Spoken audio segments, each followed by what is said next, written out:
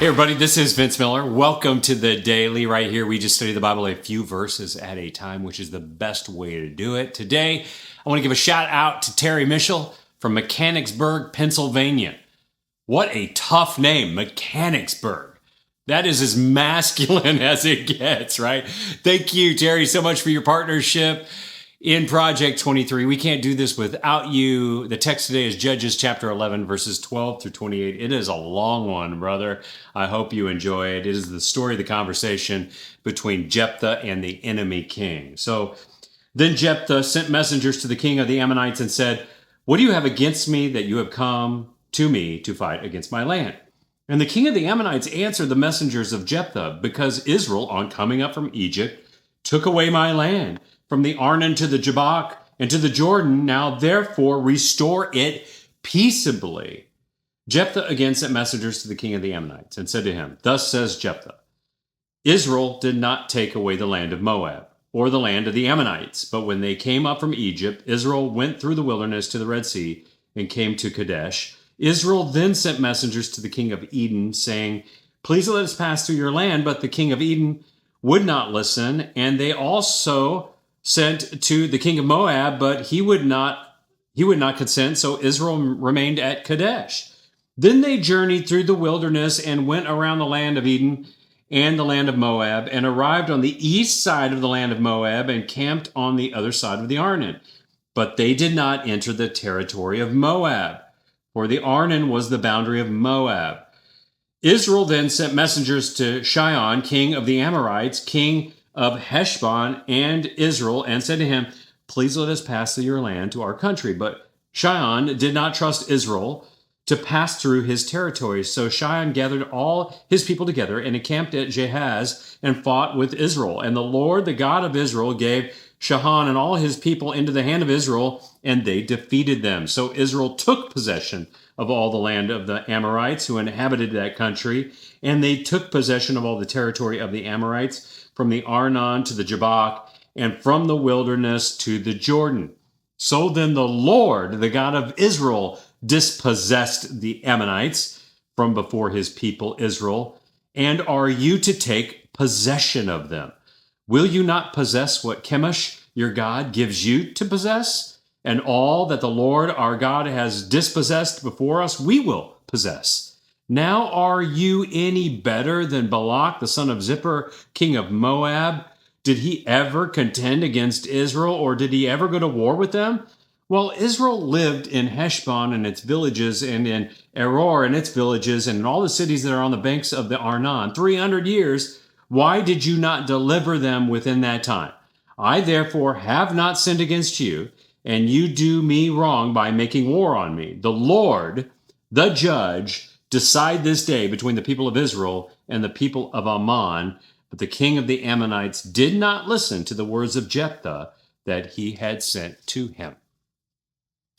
All right, long text, I know, but it's a great moment, all right? Instead of rushing to war, Jephthah raises his voice. He uses his words. His first move is diplomacy. Imagine that. Which requires actually a whole lot of courage and confidence. And as he engages with the Ammonite king, he realizes that by this king, he's being sold all this fake news. Because you do know that fake news is not some new idea. And he's not just using the fake news for his own benefit. He is actually using it, of course, to rally his troops and to justify his invasion of Israel. But Jephthah calls him out. He says, "That's fake news." So he recounts the truth about Israel's pilgrimage. He tells them all of the exact route because, well, they've written it down. And God's hand, even in those victories, and that Israel never stole a parcel of Ammonite land. They won it. You see, Jephthah knew the history. At least he had probably a historian telling him a little bit about it, even as an illegitimate son.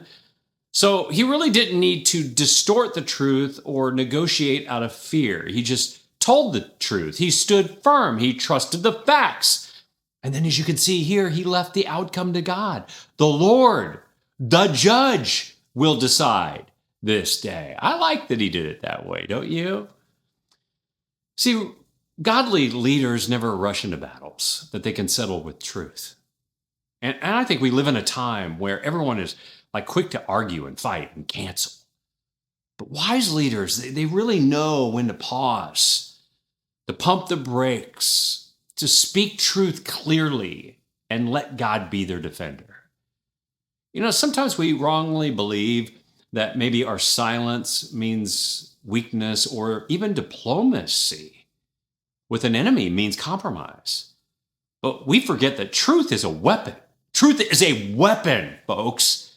And that's what Jephthah is doing here. He's speaking truth into fake news and lies. I mean, when someone lies about you, when accusations come, or you hear a lie, when history gets twisted, or you hear an untruth, what you shouldn't do is get all worked up and panic. So many of you get worked up and panic, don't you? Just go ahead, do this right now. Say, yes, you do. You know you do. Instead, you should stand on what God has done. Stand on his truth. Like Jephthah, rehearse God's past faithfulness. That's what he's doing here. He's going back to the truth, back to God's faithfulness, and clinging to God's word, what he did in the past, hundreds of years ago.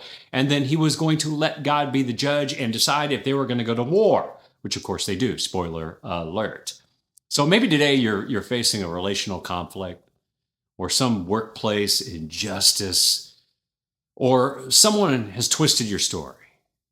Your instinct might be to lash out and yell, prove your point, or fight fire with fire. But remember, truth is stronger than lies. It always is. And God is the ultimate judge. When we stand on his justice, we fight from a place of confidence and not insecurity. So do that for me today. Fight secure in God, in his truth. I love you guys. I pray this has blessed you. If it has, share it with someone else. And I'll see you right back here again tomorrow.